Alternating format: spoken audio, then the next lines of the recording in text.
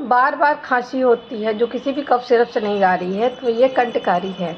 ये घर के आसपास इजली मिल जाएगी। इसे कट करके लाएं और छोटे टुकड़ों में कट करके किसी घर के अंदर ही इसे सुखा लें और इसका पाउडर बना के रख लें।